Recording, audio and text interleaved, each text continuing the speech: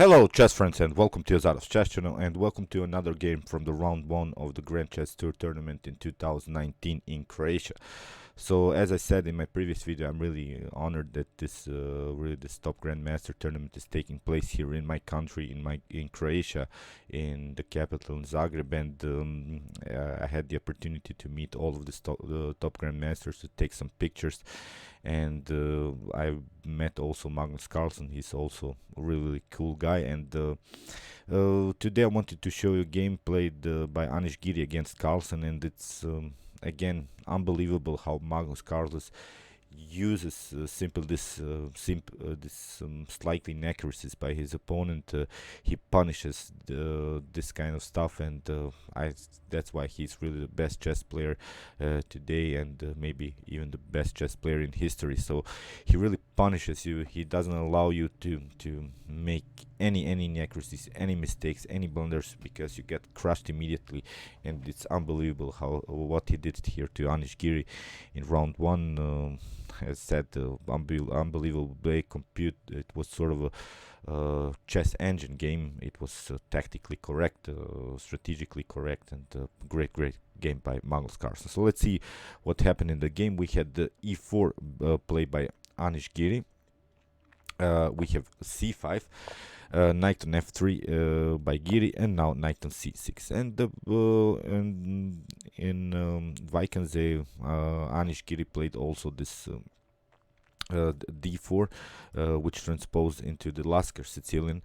Then after that, here Anish GIri tried bishop on b5, this Rossolimo or this Nejmedinov attack, and Magnus Carlsen often played this move g6. He played that move against Fabiano Caruana in the World Championship match, and he played it in many tournaments. Today he decides to go into this French Sicilian setup with e6, which allows, of course, some good play here with the potential d5 move. And here Anish GIri immediately took out this knight on c6. We have b takes on c6, and this is now White's idea to create this doubling up pawn situation in the center, on the c file. But White will continue the game without the bishop pair, and Magnus Carlsen, of course, knows how to use the bishop pair in these types of games. So here d3 was played, and this is already immediate preparation here to create an early flank attack. Because if you see this pawn structure of Anish GIri here with c2, d3, and e4, well, it often shows you the direction of the attack, and so it means that Anish GIri will try to coordinate his attack on the king side. Meanwhile, Magnus Carlsen has the bishop pair, has double pawn, which is weakness, but has an open b file, which can be used in the attack. So you see, it is a little bit hard for White to play with this bishop on c1, because the bishop on c1 is also a defender of this b2 pawn. So knight on e7 played by Carlsen, and here h4. Really brave decision. It was played often, this h4 line, but still I think maybe a blockade against the light square bishop with h3, and really to create maybe knight from b to d2, then knight on c4 with b3, sort of blocking system on light squares, which can be an idea while playing against the light square bishop, because of course, as I said, Magnus Carlsen has the advantage of this light square bishop. So sometimes when you want to play against the light square bishop, you can create a blockade with your pawns on this light square. So this could be also an idea, but Anish GIri tried really an aggressive way with the move h4. And here Carlsen plays the best move. It's really the most accurate move suggested by top engines. The move h5 is not allowing to create some h5 or h6 pawn breakthroughs, and but this h4 and h5 also showed something else in the game. It showed that well, it's really hard to castle for both sides in these types of games, because in order to support this h4 and h5, you have to play g3 and g6. So in order to get a compact and fixed position, you have to move these pawns, and this g3 and g6 could weaken the castle king. If you could just imagine Magnus Carlsen castling and Anish GIri castling with g3 and g6, there are also always these tactical possibilities of some sacrifices. So as said, with the bishop pair in an uncastled game, I think the bishop pair is better in this types of variation, because the bishop can always get used as an attacking piece, but also as a defensive piece. And here Anish GIri tried another way of the blockade with the move e5, which it seems that a potential d5 is weak. Would really weaken this pawn structure in the center, because then would this c6 and c5 pawns would be isolated. But Magnus Carlsen is simply not allowing this space advantages. You see here, here with the e5 move, Anish GIri has really made already some progress on the 5th rank, and Magnus Carlsen is not allowing that. He plays immediately d6. He's not even playing the move d5, which could allow Anish GIri to reject the en passant move. So that's why here d6 immediately challenging these types of setups. We're not allowing. We don't want any pieces, any pawns on our side of the board. So from a strategical point of view, perfect play here by Magnus. So we have e takes d6, and now knight on g6, which is a great move, preventing bishop on f4 ideas. And also in the next move we can take out this pawn with the bishop or with this queen on d6. So now we have a very nice knight here on g6, which is also attacking this this h4 pawn. And here Anish GIri, I think, makes sort of this inaccuracy. Why? I don't understand this move, knight from f3 on d2, because you have already played with your knight, and you see now this crowded situation of the pieces. The rook hasn't played so far. I think maybe a better idea would have been to play knight on a3 with the same idea to place the knight here on c4. It stays the same idea here. From knight from b to d2 again. You can also place this other knight on c4.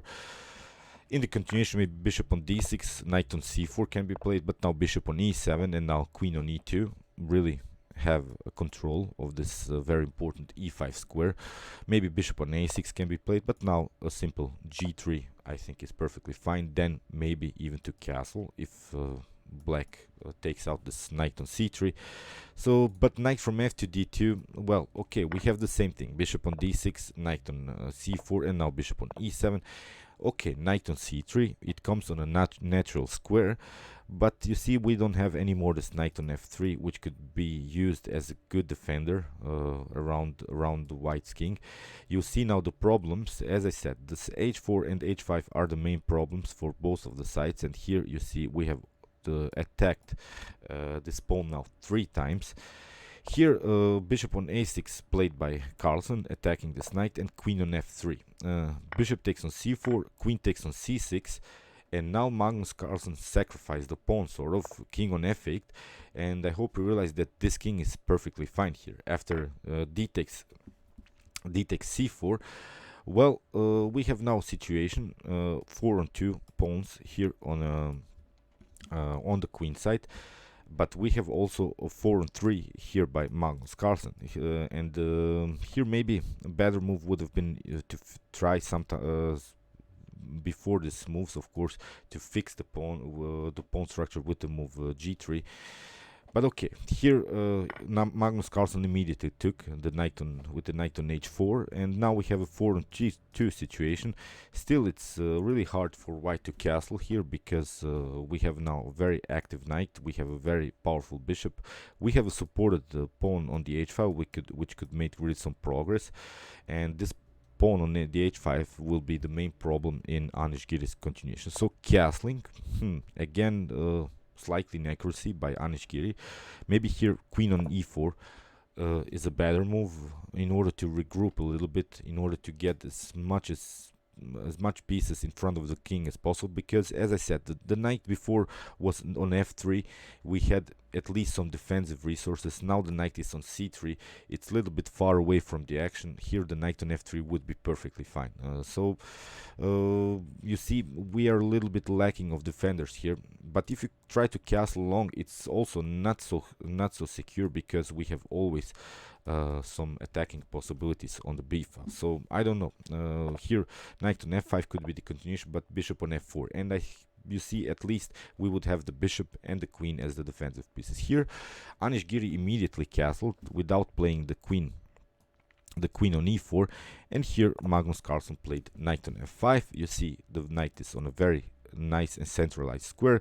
You cannot kick away the knight with moves as g4, because we have a very nice and powerful pawn on the h5, and now Magnus uses this rook in order to support this h pawn. We can now play simple h5, h6, and really weaken the king after castle. Knight on e2 was played, and here rook on c8, and again now GIri makes a mistake. I think it was a decisive mistake. He again doesn't play the move queen on e4 in order to regroup, in order to have some defensive resources around the king. He played the move queen on a4, and he brings the queen on the other side of the board. Here the action is not going on, and Magnus Carlsen played immediately rook on c7. Great move, which is not only defending. I don't think that Magnus Carlsen even cared for this pawn. The more important thing is that we want to create a battery on the d file. We want to occupy the d file, and here it was sort of an attacking move, but also a defensive move, and here the rook is perfectly fine. Bishop on f4 was played. Now rook on d7 was played by Magnus Carlsen, and now again a slight inaccuracy. And if you play so many inaccuracies again, Magnus Carlsen, you get punished, because here maybe instead of c3, it's maybe better to regroup, maybe with knight on g3, at least challenging some of these attackers. Here with the c3 is a little bit too slow, because now we have g5 immediately by Magnus Carlsen, kicking away the bishop. Rook on d1 was played. Rook takes on d1, rook takes on d1, and now very powerful move, queen on a8. This queen again is retreating from the attack of the rook, but it's not only retreating, it creates now powerful attack on this light square diagonal, with the preparation again to play h4, h3, and creating even some checkmate threat. Bishop on c7 played by GIri. Now he finally gets out of the attack with his bishop, and here Magnus played simple h4, f3 was played, and here h3, and believe me or not, in this position Anish GIri even resigned. Because what to do here? If you try something like rook on d3, because you see you have to protect your f3 pawn, some threats were h takes g2, and then knight on h4 with a double attack. Here the continuation could be h takes g2 or even g4. If you try something like queen on b5, you see how weak the queen on a4 was. You have to make many moves in order to trade off this queen on b8.